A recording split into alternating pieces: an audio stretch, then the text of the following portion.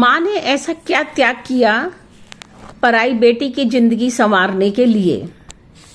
कल से खुशी के कारण मेरे पैर जमीन पर नहीं टिक रहे थे और न ही रात को खुशी की वजह से नींद आ रही थी। इस पल का न जाने कितने दिनों से इंतजार कर रही थी। रात का डिनर करने के बाद मेरा इकलौता पुत्र नीरज मेरे रूम में आया तो मुझे न जाने क्यों यह आभास हुआ कि शायद इसे कुछ चाहिए। मैंने जब उससे पूछा, बेटा कुछ चाहिए क्या, तो उसने अपनी दोनों बाहें मेरे गले में डाल दी। आवाज में जैसे मिश्री घोल बोला, नहीं माँ, मुझे कुछ नहीं चाहिए। क्या मैं आपके पास नहीं आ सकता हूँ, प्यार नहीं कर सकता हूँ? मैं तो आपसे कुछ कहना चाहता हूँ। शर्म के कारण उसका चेहरा लाल हो गया। उसे देखकर मुझे भी बहुत खुशी हुई। मुझे कुछ कुछ समझ में आ रहा था कि वह क्या कहना चाहता है। मैंने उसकी चुटकी लेते हुए कहा, ऐसा लगता है कि तुझे मेरी होने वाली बहू मिल गई है। मेरी बात सुनकर उसे आश्चर्य हुआ कि माँ ने कैसे गैस कर लिया। फिर शर्माते और मुस्कुराते बोला, हाँ माँ, मैंने पसंद कर ली है, पर अभी कंडीशन है कि अगर आप उसे स्वीकार करेंगी तभी मैं उसे अपनाऊंगा। माँ ने कहा, बेटा, मेरे लिए तेरी खुशी से ज्यादा कुछ भी नहीं है। कौन है वह खुश नसीब लड़की जिसने मेरे बेटे के दिल के तारों को छेड़ा है। बेटे के गाल पर माँ ने प्यार से एक हल्की सी चपत लगाकर पूछा। माँ, स्नेहा है नाम उसका। हम दोनों ने इंजीनियरिंग साथ साथ किया है, एक दूसरे को कई सालों से जानते हैं तथा पसंद भी करते हैं शादी के लिए। उसको भी यहीं पर अच्छी सर्विस मिल गई है। माँ ने कहा, मुझे कब मिलवा रहे हो उससे? मुझसे रुका नहीं जा रहा है। माँ, उसे कल सुबह ब्रेकफास्ट पर इनवाइट कर देता हूँ, अगर आपको कोई परेशानी न हो तो। इनवाइट नहीं करना है, बल्कि उसे जाकर लाना है। अब बहुत देर हो गई है, सो जाओ। अभी तो तुम्हें नींद भी नहीं आएगी, उसके सपनों में खोगे, फोन पर भी बातें करोगे। पूरी रात मैं सो न सकी, करवटें बदलती रही थी। जब से नीरज के पिता की मृत्यु हुई तभी से मैंने इसे माँ और पिता दोनों का प्यार दिया। मेरे बार बार कहने पर भी वह शादी की टालम टोल कर जाता था। जब लड़की कोई देखते भी थे तो पसंद नहीं आती थी, क्योंकि वह मन ही मन पसंद तो स्नेहा को करता था। खैर, जो भी है, उसने लड़की अब पसंद कर ली है। मैं बहुत खुश हूँ। सुबह 4 बजे से ही किचन में आ गई। मन में घोड़े जैसे कुचाले मार रहे थे। मन जैसे कंट्रोल ही नहीं हो रहा था। कभी सोचती थी इडली सांभर और डोसा बना लूं, फिर सोचती नहीं बेडमा पूरी, आलू की सब्जी, रायता और कोई एक मिठाई तैयार कर लूं। इसी प्रकार मन में न जाने कितने विचार आए और गए। सुबह 8 बजे तक मैंने अनेकों आइटम्स बना दिए। पूरा घर उनकी खुशबू की महक से महक रहा था। माँ, क्या क्या बनाया है आपने? पूरा घर खुशबू से झूम रहा है। पड़ोसी भी आने वाले होंगे कि आज इनके घर में क्या है जो सुबह से ही खाने की खुशबू आ रही है। रात को आप सोई या नहीं, या सारी रात ही खाना बनाया है अपनी लाडली बहू के लिए? हैरानी और प्यार दोनों के स्वरों में नीरज पूछ रहा था। मेरी होने वाली बहू के कदम इस घर में पहली बार पड़ रहे हैं। यह दिन किसी भी माँ की जिंदगी में बड़ी मुश्किल से आता है। बेटा, तुम चाय पियो, मैं नहाने के लिए जाती हूँ, देर हो रही है। नीरज स्नेहा को लेने के लिए चला गया। मैं नहाने के बाद हल्के आसमानी रंग की साड़ी डाली, उसी रंग की मोती की माला और ईयर रिंग्स पहने। शीशे के सामने खड़े होकर अपने बालों को संवारने लगी। नीरज के पिता के जाने के बाद शायद आज ही ठीक से तैयार हुई हूँ। माँ, अरे माँ, कहाँ हैं? नीरज की आवाज ने मेरा ध्यान भंग किया। माँ देखो, स्नेहा आ गई, कहते हुए नीरज मेरे सामने खड़ा था। ड्राइंग रूम में घुसते ही जब मैंने स्नेहा को देखा तो हम दोनों जड़ हो गए। मेरे पैरों से जमीन निकल गई। ऐसा लग रहा था जैसे पूरा कमरा घूम रहा है, आसमान टूटकर गिर जाएगा। नीरज अगर सहारा ना देता तो शायद मैं चक्कर खाकर गिर पड़ती। माँ, क्या हुआ आपको? मेरे ऊपर बेहोशी छाती जा रही थी। मैंने देखा नीरज और स्नेहा मेरे ऊपर झुककर मुझे मामा कहकर बुला रहे थे। मुझे ऐसा आभास हो रहा था जैसे वह दोनों कहीं बहुत दूर से बुला रहे हैं। होश आने पर मैं अपने पलंग पर थी। नीरज, स्नेहा और डॉक्टर पवन भी मेरे कमरे में थे। माँ, क्या हुआ आपको? दुखी नीरज की आंखों में आंसू थे। मेरा हाथ उसने अपने हाथों में ले रखा था। बेटा, अब मैं ठीक हूँ। डॉक्टर संगीता, आप दोस्त की सलाह नहीं मानती हैं। मैंने कितनी बार आपको अपनी सेहत पर ध्यान देने को कहा है। डॉक्टर पवन ने फिर दोबारा बीपी चेक किया। माँ की तबीयत खराब चल रही है। अंकल, माँ ने तो कभी मुझे कुछ भी नहीं बताया। क्या हुआ है उन्हें? नीरज रुआंसा होकर डॉक्टर से पूछ रहा था। कुछ भी नहीं बेटा, डॉक्टर साहब तो ऐसे ही कहते रहते हैं। मैंने प्यार से नीरज का हाथ दबाते हुए कहा।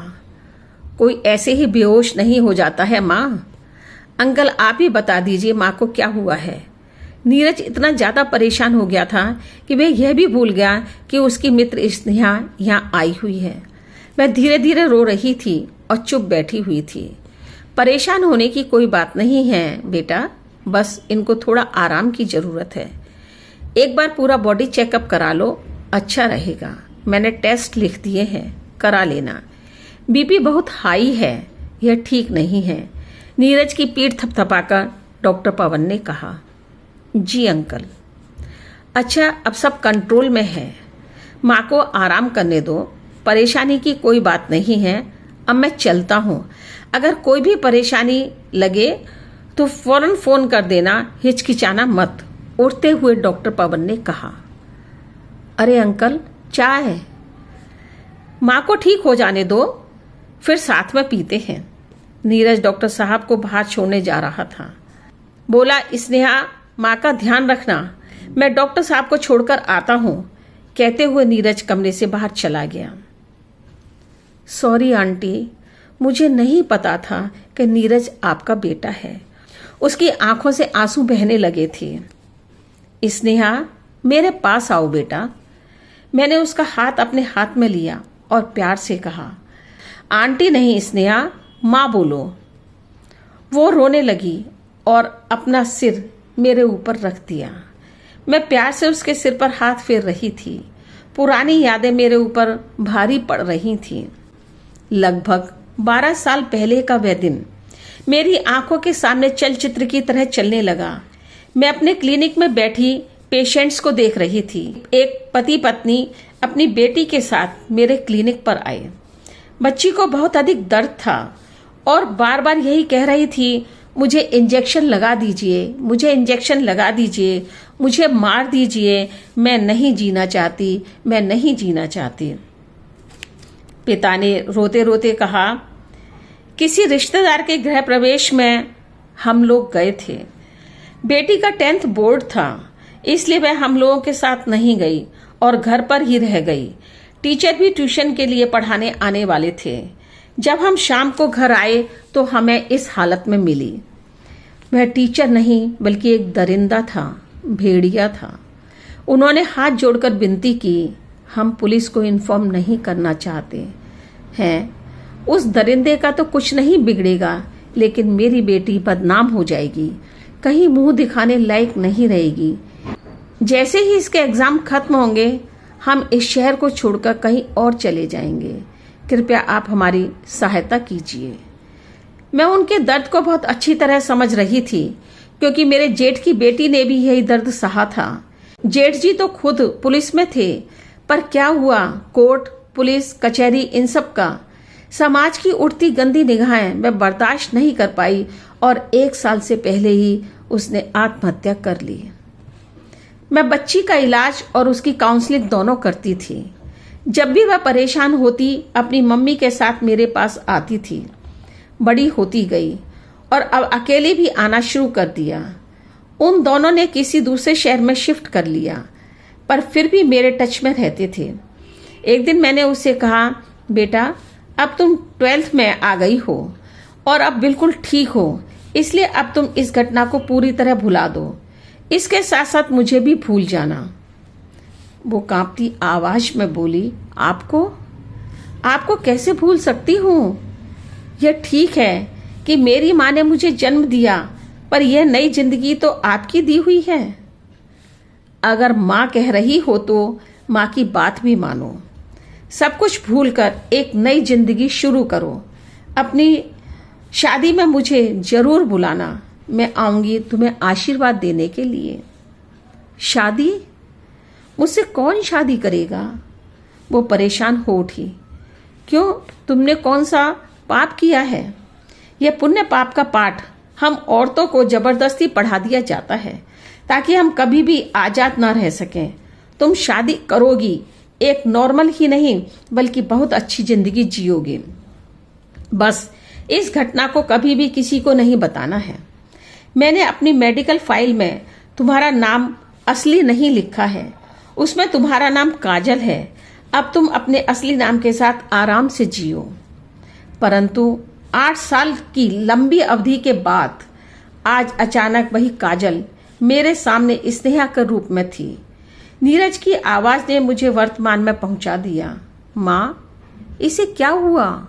क्यों रो रही है? डर गई है? स्नेहा के सिर पर हाथ फेरते हुए मैंने कहा। इसी की वजह से तो आप इतनी थकी हैं। स्नेहा की तरफ शरारत भरी निगाहों से देखते हुए नीरज ने कहा। स्नेहा टकटकी लगाकर नीरज को देख रही थी। अब तुम्हारी सजा यह है कि तुम माँ के लिए चाय बनाकर लाओ, और अगर चाय बच जाए तो मुझे भी पीने का सौभाग्य मिल जाएगा। नीरज की बातों ने भारी बोझिल वातावरण को हल्का कर दिया और तीनों हंसने लगे। तकिए का सहारा लेकर मैं बैठ गई। चाय पीते पीते मैंने स्नेहा की तरफ देखा और कहा, स्नेहा, चाय तो तुमने गजब की बनाई है। चलो, किचन के काम में तुम्हारा एग्जाम क्लियर हो गया, पर अभी और परीक्षाएं देना बचा है। मेरे घर की बहू बनने के लिए तुम्हें एक और परीक्षा देनी होगी। यह सुनकर नीरज और स्नेहा एक दूसरे को देखने लगे। सकुचाते हुए नीरज ने पूछा, माँ आपको कोई ऐतराज है क्या? नहीं, बिल्कुल नहीं, पर तुम अभी अपने कमरे में जाओ। मुझे अकेले में स्नेहा से कुछ बात करनी है, उसके बाद तुम्हें बुला लूंगी। ठीक है माँ, कहता हुआ नीरज रूम से बाहर निकल गया। स्नेहा माँ की तरफ देख रही थी। स्नेहा, मैं तुमसे वायदा चाहती हूँ। माँ, मुझ जैसी ग्रहण लगी लड़की को जानबूझकर क्यों अपना रही हैं? आपको मना करने का पूरा अधिकार है। क्यों मना करूंगी? तुम्हारी जैसी कोमल सरल हृदय वाली बेटी मेरी बहू बनने जा रही है। यही ईश्वर से हमेशा मैंने प्रार्थना की थी। तुम्हारे साथ मेरे बेटे की खुशियां जुड़ी हैं और ये खुशियां मैं उसे देना चाहती हूँ। बस एक वायदा चाहिए तुम्हारे से। कौन सा वायदा माँ?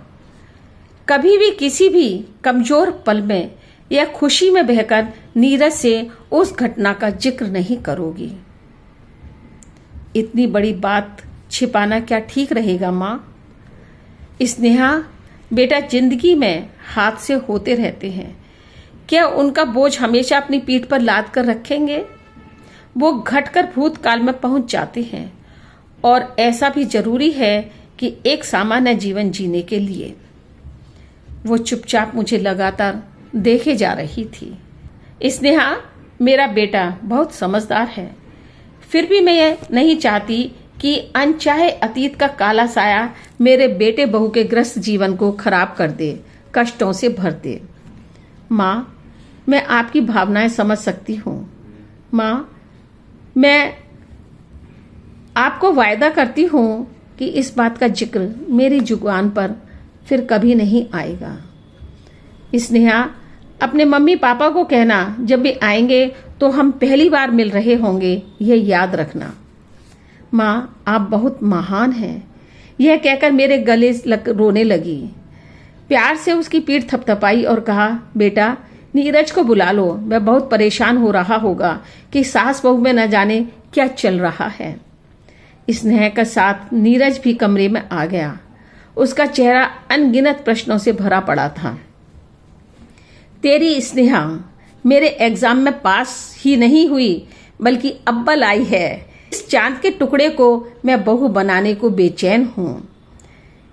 चांद में तो दाग होता है माँ, ग्रहण भी लगता है, नीरज ने स्नेहा को छेड़ते हुए कहा। चांद उस ग्रहण के साथ ही पूरा होता है बेटा। हम सभी के अंदर अनेकों बुराई हैं तो अनेकों अच्छाई भी हैं। हम एक दूसरे को उन अच्छाइयों और बुराइयों के साथ स्वीकार भी करते हैं। स्नेहा हम दोनों को हमारी कमियों के साथ स्वीकार करेगी और हम भी स्नेहा को उसकी अच्छाइयों और बुराइयों के साथ स्वीकार करेंगे।